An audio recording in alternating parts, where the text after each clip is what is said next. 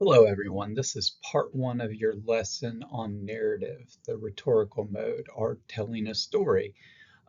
It's going to be in four parts this lesson, so follow along. The first two parts will be slideshows going over the basics of narrative and how to tell a story in writing. And the second two parts will be an analysis of Zora Neale Hurston's essay and also how to apply these skills to your own writing.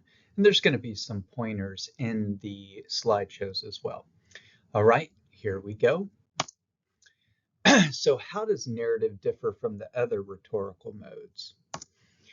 Other modes are informational primarily. So you've seen an exemplification and in cause and effect that really what you're doing is taking a position, making an argument, and then providing information that supports that argument.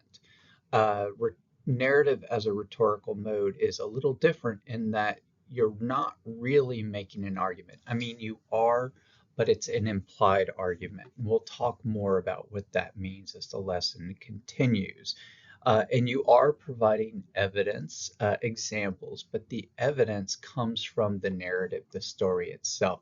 As you can see behind me on the slide, the plot diagram, the evidence is the events, are the events that occur in the story that demonstrate the theme or implied thesis.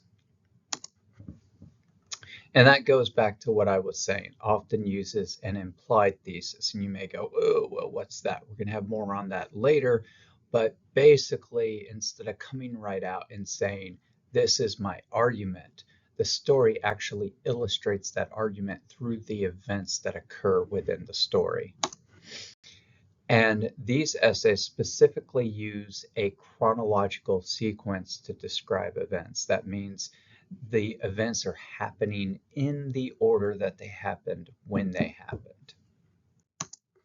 So let's talk about some of the elements associated with fiction, because narrative uses a lot of these same elements. You may have heard of narrative essays being called personal essays or creative nonfiction. In fact, there's a whole literary genre of creative nonfiction, normally thought of as memoirs, right? So they use setting, and setting is a very specific element. It refers to time and space, right? The location that these events occurs in, and the time period, because as we know, those two things have a significant impact on what happens, how people react, people's dialogue. There's so many things impacted by time and space. So it's really important to define that very clearly in your essay. Now, does that say this essay takes place in New Orleans in the 19th century, this specific neighborhood, and blah, blah, blah? No, you want to create the setting with the descriptive language that you use. So, and we'll talk more about descriptive language momentarily. So you need to clearly define, as I already said, when and where the narrative takes place. When and where does the story take place that you're using to illustrate your point? And I will say that, Hurston's essay, if you've read it already or you're about to read it, does use some multiple settings. It starts in Florida in one community, and then she mentions where she was going to college, and then she mentions Harlem in that area and a jazz club. So all these places are referenced, and you can do that. I'm not explicitly denying the use of multiple settings, but sort of like multiple parts to your thesis. Like if you have a three-part thesis, you have to defend all three parts, and so you have to write more. The more settings that you have in the story, the more complex it becomes, and the more difficult it becomes to write it well.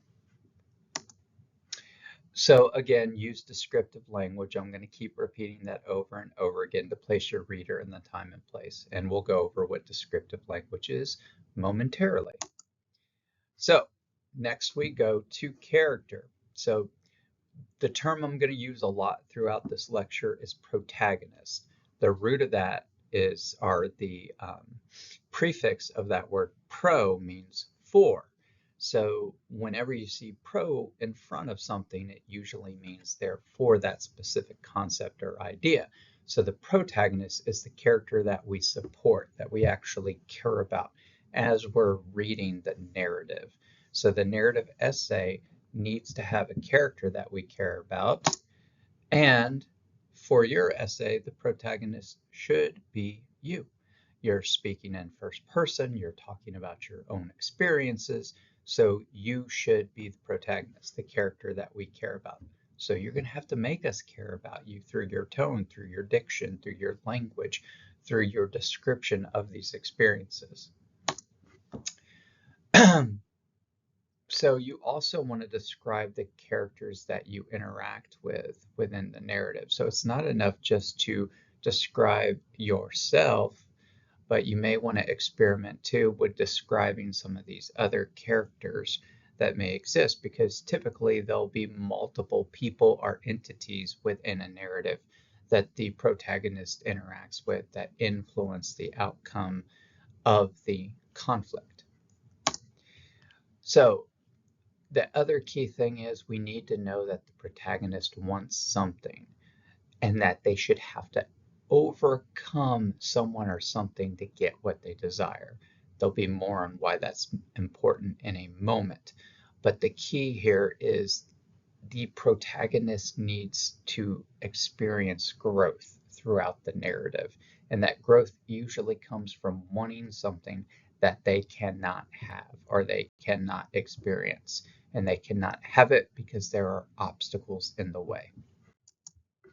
So that leads us to plot and conflict. So the obstacle that blocks the protagonist from reaching their goal creates conflict. That's the basic concept of plot. That's what starts the plot. The character wants something, they can't have it, they have to overcome obstacles to get it. The conflict is what they want and why they can't have it. So the plot is made up of events that lead to the protagonist achieving or failing in their goal. That means getting what they desire.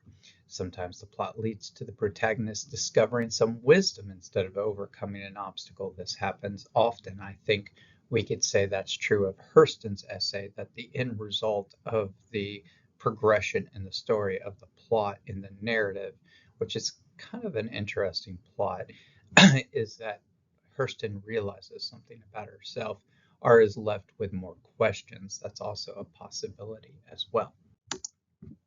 So now it's time to go to part 2, which is a continuation of these elements that you need to know and use in your own narrative essay. We'll cover more of those. Part 3 will review Hurston's essay and how she uses narrative to support an implied thesis.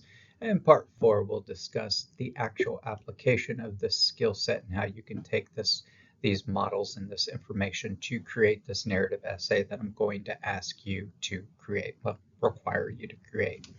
All right, go to part 2.